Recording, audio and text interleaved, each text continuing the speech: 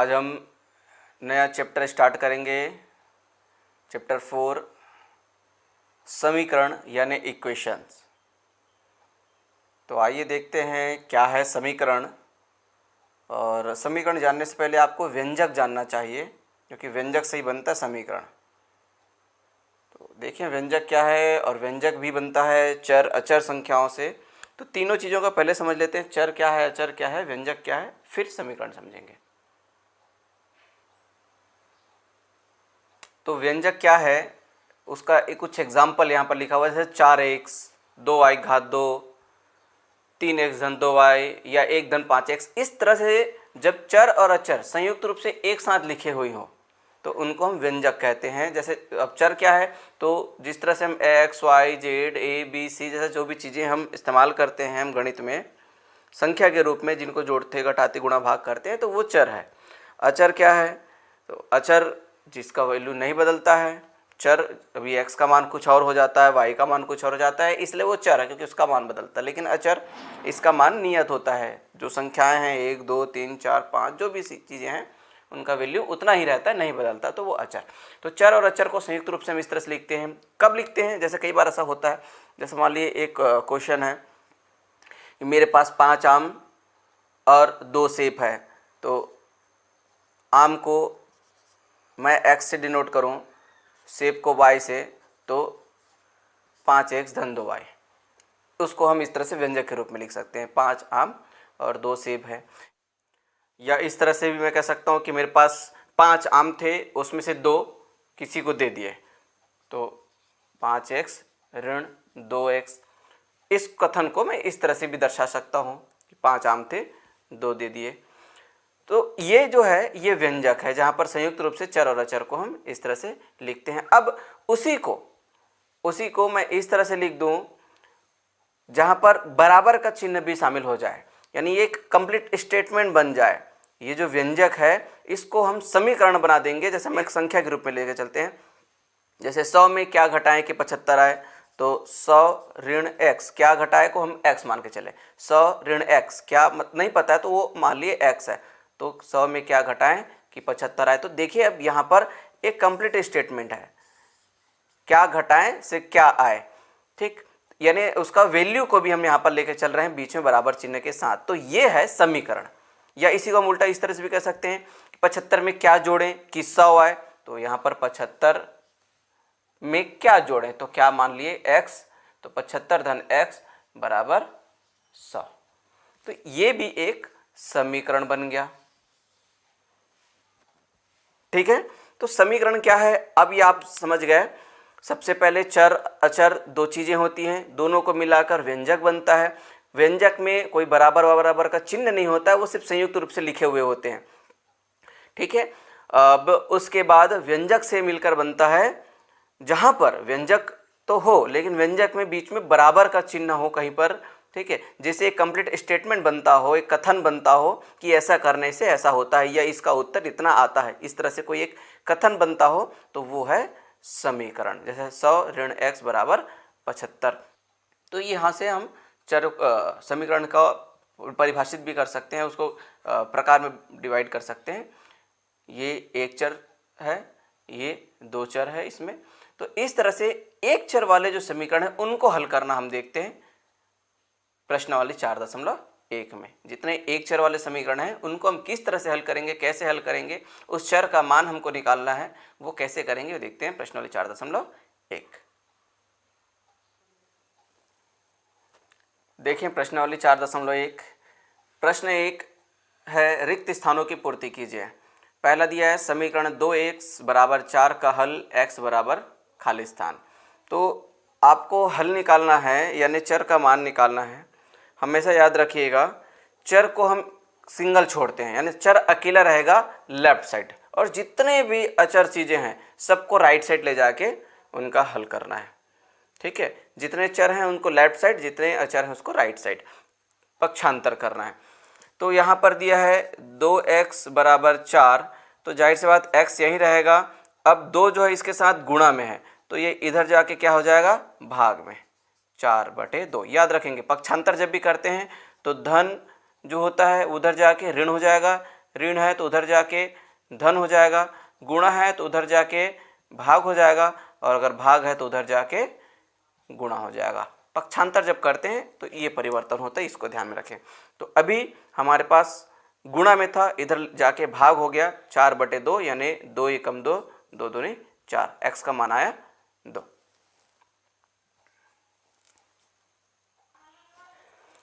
इसी तरह से दूसरा है खाली स्थान। समीकरण x/3 बराबर 3 का हल, x बराबर खाली स्थान। तो यहाँ पर दिया है x/3 बराबर 3।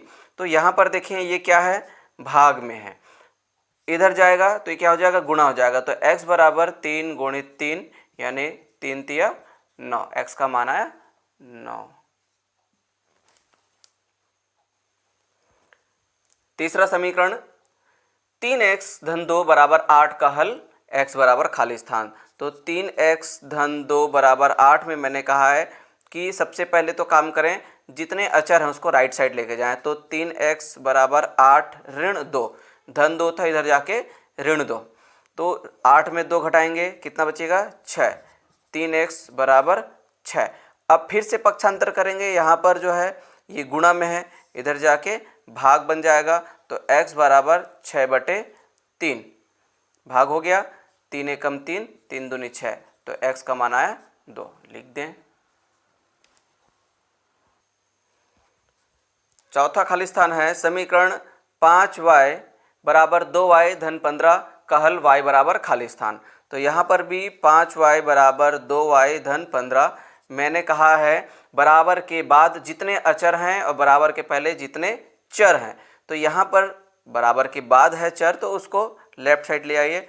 5y ऋण 2y, उधर धन था, इधर लेके आए तो ऋण 2y बराबर 15। अब 5y में 2y घटाएंगे तो 3y बराबर 15, ठीक है।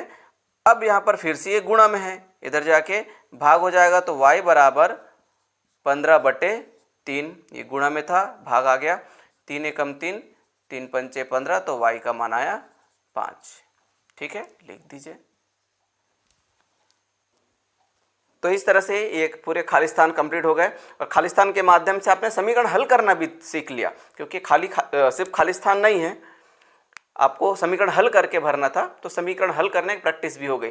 फिर भी प्रश्न 2 में और भी बहुत सारे समीकरण दिए हैं जिसको हल करना है, उसमें 1-2 एग्जाम्पल के रूप में हम हल करके देख लेते हैं। दूसरा प्रश्न है, समीकरण को हल कीजिए एवं उत्तर की जांच कीजिए। तो उत्तर की जांच करना मैं आपको नहीं बताया हूं, लेकिन इस प्रश्न में हम बताएंगे उत्तर की जांच कैसे करें। सिर्फ लास्ट में जब x का मान निकल जाता है या कोई भी चर का मान निकल जाता है, वापस प्रश्न में जहां जहां पर वो चर है, जैसे यहाँ पर x है तो x है, उसकी जगह मान रख देंगे, तो लेफ्ट साइड और राइट साइड का मान बराबर आ जाएगा। उसको हल करेंगे तो लेफ्ट साइड और राइट साइड का मान बराबर आ जाएगा, तो इसका मतलब हमारा उत्तर सही है। इस तरह से हम जांच करते हैं, हम करके देखेंगे। अभी हम चौथा प्रश्न हल कर रहे हैं, और भी बहुत सारे प्रश्न है। चौथा इसलिए क्योंकि थोड़ा सा बड़ा लग रहा है, तो इसको हम हल कर देते हैं ताकि आपको बड़ा सवाल हल करके बता दें तो छोटा वाला आपको ईजी लगे। चलिए करके देखते हैं। तो सबसे पहले सवाल को देखें, इसमें 2 गुणित x ऋण 1 ब्रैकेट में है, मतलब उनके बीच गुणा है। इसी तरह से ऋण 3 गुणित x ऋण 2। तो हम क्या करेंगे, सबसे पहले कोष्ठक हल कर देंगे। तो ये 2x ऋण 2 ऋण 3x और ऋण ऋण धन 3 दूनी 6। समझ में आ रहा है आप लोगों को? हम कोष्ठक हल कर रहे हैं, तो 2 का गुणा x से भी करेंगे, x में भी करेंगे, तो 2x ऋण 2 ऋण 3 का गुणा x से ऋण 3x और ऋण 2 से तो ऋण ऋण धन और 3 दूनी 6। इसी तरह से 4x ऋण 4 तिया 12 धन 5x और ऋण 5 चौक 20। अब आगे आपको क्या करना है, इसी लेफ्ट साइड और राइट साइड में कुछ चीज़ें अगर इजी कर सकें तो कर लें। 2x ऋण 3x, ठीक है। तो आप चाहें तो इनको पहले साथ साथ लिख लें, फिर भी हल कर सकते हैं। मैं सीधे सीधे कर रहा हूँ। यहाँ पर 2x है, यहाँ पर ऋण 3x है, तो जाहिर से बात है एक धनात्मक है एक ऋणात्मक है, यानी घटेगा, तो 3 में 2 घटाएंगे तो 1x, और 1 को ना लिखें तो भी चलेगा, लिखने की आवश्यकता नहीं है। और बड़े चिन्ह जो है ये ऋणात्मक है, तो ऋण x। ऋण 2 धन 6, यहाँ पर भी एक धन है और एक ऋण है, तो घटेगा, और 6 में 2 घटाएंगे तो आएगा 4, और बड़े चिन्ह धनात्मक है तो ये धन। तो ऋण x धन 4 ये लेफ्ट साइड का हल हो गया, बराबर राइट साइड में 4x धन 5x, तो दोनों जुड़ गया 9x। चरों को जोड़ना घटाना भी आसान है, संख्या के ही समान, याद रखिएगा। जो चिन्ह परिपाटी के नियम कहते हैं बस उसको हमको पालन करना है।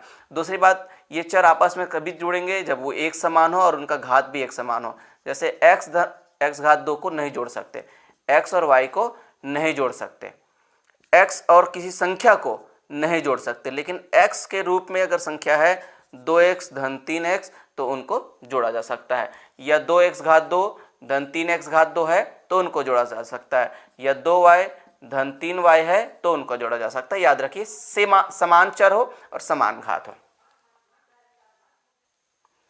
तो यहाँ पर 4x 5x 9x हो गए, दोनों को जोड़ दिए तो ऋण 12 ऋण 20, दोनों ऋण ऋण है, जुड़ जाएगा और चिन्ह भी ऋण का ही आएगा, याद होगा चिन्ह परिपाटी से। 12 और 20 जोड़े तो ये 32। इसके बाद का काम क्या है, हमको पक्षांतर करना है, चर वालों को एक साइड, अचर वालों को दूसरे साइड। तो ऋण x और ऋण 9x इधर आके ऋण हो गया, बराबर ऋण 32 यही है, ये धन 4 इधर जाके बन जाएगा ऋण 4। तो ऋण x ऋण 9x दोनों ऋण है, जुड़ जाएगा ऋण 10x। ठीक है, ऋण 32 ऋण 4 ये दोनों जुड़ जाएगा तो क्या हो जाएगा ऋण 32 4 36। ठीक, अब उसके बाद ये ऋण ऋण दोनों साइड है तो आप सीधे हटा सकते हो, ये बन जाएगा 10x बराबर 36, यानी x बराबर 36/10। अब इसमें कोई चीज़ अगर कटता है तो काट दीजिए, जैसे 2 से कट जाएगा, 2 पंचे 10, 2 एकम 2, 2 अट्ठे 16, 18/5। x का मान आ गया 18/5। अब थोड़ा सा प्रोसेस जरूर बड़ा है, लेकिन प्रक्रिया हमको पता है तो कोई दिक्कत नहीं, और उत्तर भी थोड़ा सा अटपटा लग रहा है, पर कभी कभी ऐसा हो सकता है कि वो भिन्न संख्या के रूप में, परिमेय संख्या के रूप में आंसर आए, उससे भी हमको घबराना नहीं है। x बराबर 18/5 बड़ी संख्या भी है, भिन्न भी रूप में, लेकिन कोई दिक्कत नहीं, हम उत्तर की जांच करके देखते हैं कि हमारा उत्तर सही है या नहीं है। तो आइए उत्तर की जांच करके देखते हैं। हमारा उत्तर था x बराबर 18/5। अब क्या करना है जांच के लिए, लेफ्ट साइड और राइट साइड में जहां जहां x है सबकी जगह 18/5 रखना है, उनको हल करना है। लेफ्ट साइड और राइट साइड का मान अगर बराबर आ गया हमारा उत्तर बिल्कुल सही है। तो हम सीधे मान रख देते हैं, x का मान 18/5, 2 गुणित 18/5 ऋण 1 ऋण 3 गुणित 18/5 ऋण 2 बराबर 4, 18/5 ऋण 3 धन 5, 18/5 ऋण 4। हल कर सकते हैं, डायरेक्ट हल कर दीजिए या फिर पहले ब्रैकेट को हल कर दीजिए। 18/5 ऋण 1 तो ये बन जाएगा 18 ऋण 5/5 ऋण 3, 18 ऋण 10, 5 दूनी 10/5, 4 यही है, 18 ऋण 5 तिया 15/5 धन 5 यही है, 18 ऋण 4 तो ये 5 चौक 20 हो जाएगा, 18 ऋण 20/5। हमने सबको हल कर, परिमेय संख्या को हल करना आपको आता है तो इस तरह से हमने कर दिया। अब 2 गुणित 18 में 5 घटाएंगे तो क्या हो जाएगा 13/5। ठीक, यहाँ पर भिन्न है, हल हो गया तो कोष्टक ना भी लगाएं चलेगा, गुणा कर दीजिए, या सीधे सीधे 2 से ही 13/5 भी रहेगा तब भी चलेगा। ऋण 3, यहाँ 18 में 10 घटा दिए तो ये 8/5, गुणा आप लोग चाहें तो लिख लीजिए ताकि कन्फ्यूजन ना हो। उसी तरह से राइट साइड 4 गुणित 18 में 15 घटाएं तो 3/5, फिर धन 5 और ये 10 में ऋण 20 घटाएंगे तो 5 गुणित ऋण 2/5। ये हो गया लेफ्ट साइड और राइट साइड।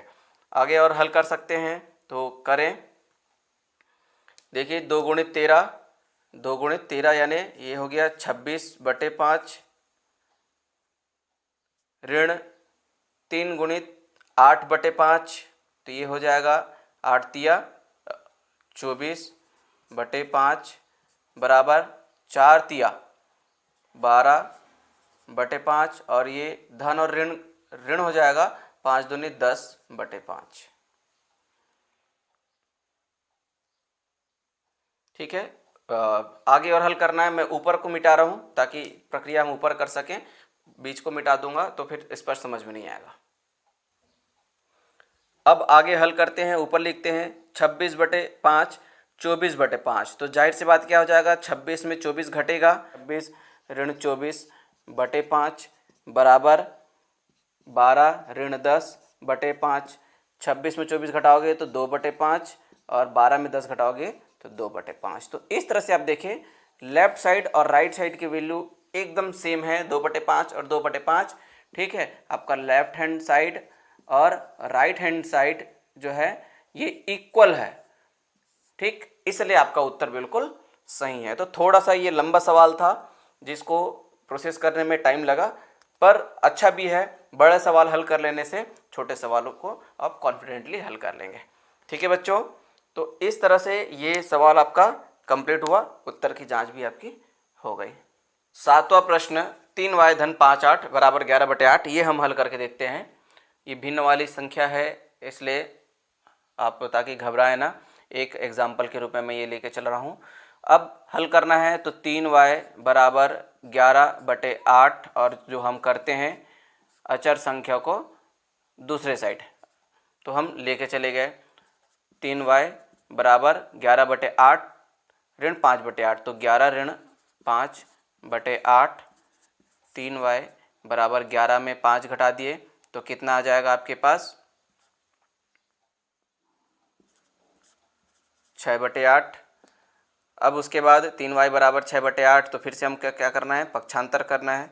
y बराबर 6 बटे 8 गुणित 3, क्या किए, ये 3 जो यहाँ गुणा में है तो इधर भाग में आ जाएगा, 6 के बटे में, तो 8 ऑलरेडी था तो 8 गुणित 3 हम एक साथ लिख दिए। y बराबर, अब क्या कर सकते हैं, कट जाएगा, 3 एकम 3, 3 दूनी 6, फिर 2 को हम 8 से काट सकते हैं, 2 एकम 2, 2 चौक 8, तो इस तरह से आएगा 1 बटे 4, ये y का मान। ठीक है, उत्तर की जांच कर सकते हैं, देखते हैं। उत्तर की जांच करना तो बस y का मान 1 बटे 4 है, यहाँ पर वैल्यू रखते जाइए, 3 गुणित 1 बटे 4 धन 5 बटे 8 बराबर 11 बटे 8। जहाँ y था वहाँ पर 1 बटे 4 लग दिए, तो ये हो गया 3 बटे 4 धन 5 बटे 8 बराबर 11 बटे 8। इनको हल करना है तो हमको 4 और 8 का लघुत्तम निकालेंगे, तो 4 और 8 का लघुत्तम निकालेंगे तो 2 दूनी 4, 2 चौक 8, 2 एकम 2, 2 दूनी 4, 2 एकम 1 का 1, 2 एकम 2, तो इस तरह से 2 दूनी 4 दूनी 8, 8 ही आएगा। तो यहाँ पर 8, 4 से भाग देंगे 8 को तो 2, 2 तिया 6 धन 8 एकम 8 यानी 5 बराबर 11 बटे 8। ठीक है ना, परिमेय संख्या को हल करना आपको आता है।